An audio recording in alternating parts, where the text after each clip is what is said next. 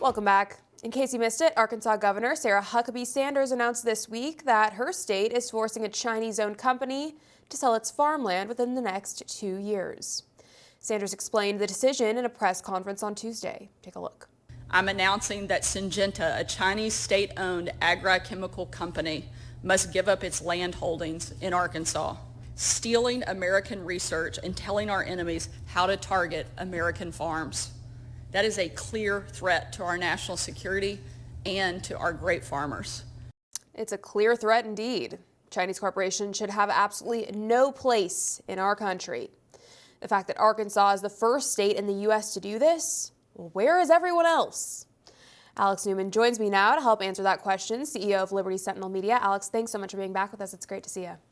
Great to be here. Thank you, Alison. Thank you. So I got to say, good move by Governor Huckabee here, but I'm really confused as to why she's the first in line to do this. I mean, I'm glad one state's taken action here, but where is everyone else?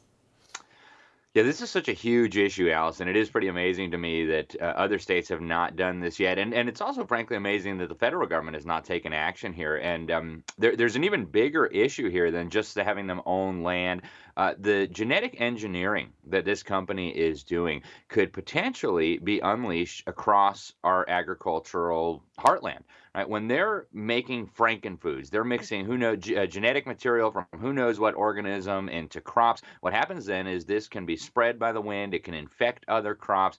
This is a potential national security hazard of enormous proportions. I mean, it's bad enough to have homegrown people like Bill Gates of hell making these kinds of frankenfoods and unleashing GMO mosquitoes on our country. To have communist Chinese companies doing the same thing right here in the United States is frankly unbelievable. It's ridiculous. And the fact that other Republican states and even Democrat states have not started taking action here is very, very troubling, Alison. It is troubling indeed. John Fetterman actually recently addressed the issue, which was quite shocking coming from him.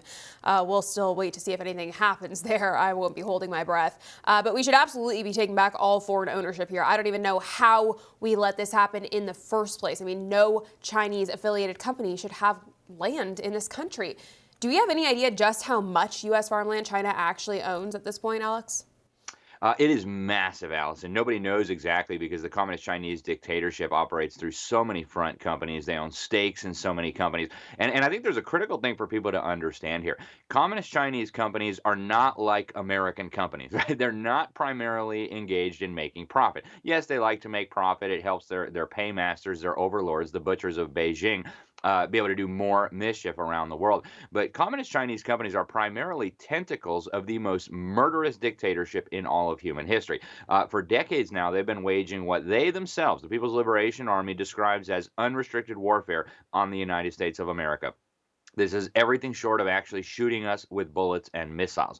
The prospect of having communist Chinese companies buying up all this land, doing all kinds of incredibly sensitive, incredibly dangerous genetic engineering research on our soil. If you look at a lot of this land that they're buying up, it's strategically placed near military bases. If you look at what was happening in North Dakota, these things are very, very troubling. And people need to understand communist Chinese companies are not companies in the traditional sense of the term. They are arms of a murderous dictatorship that is right now training its people for war against the American people. They say they're going to liberate us, by which they mean enslave us. This is totally unacceptable. These people need to be completely removed from our country. All the spies, all these so-called diplomats spying on us and causing trouble under diplomatic cover, they all need to be removed from our country. Absolutely. That's a fantastic point and should absolutely be at top of mind for everyone, especially the leadership here. It really is just a ticking time bomb, it sounds like. Alex, do we still have time to address this if other states were to follow in Huckabee's footsteps here, or is it too late at this point, seeing as China is already so deeply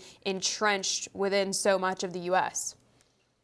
Yeah, unfortunately, it's going to be a very long and difficult process, but it's not an optional thing. We must do this. Donald Trump actually did get a very good start on this early on in his administration. It was incredibly encouraging to see the dramatic changes in policy that were happening to try to address some of these things.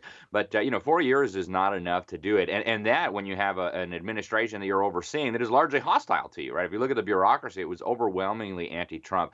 What we need is for serious leadership at the federal level, serious leadership at the state level to say no more of this. And yes, it will be difficult. Yes, it will be difficult to rebuild the industries in this country that we need. But at this point, this is a national security threat, Alison, of immense proportions. We literally cannot keep our Air Force jets in the sky without components made in Communist China. We cannot build the things that we need to build. We cannot make our own weapons because we don't do the rare earth minerals. We don't mine them here. We don't process them here. We've given that all to Communist China through deliberate policy actions by, in my opinion, at best, treacherous politicians, right? We're not talking about stupidity here. These people did this deliberately. They've got to be exposed. They've got to be stopped. And it's going to be a multi-year process, but it must be done. Yeah, it must be done indeed. It's incredibly dangerous. Alex, since we're on the topic of all of this failed leadership, let's talk about the Biden administration.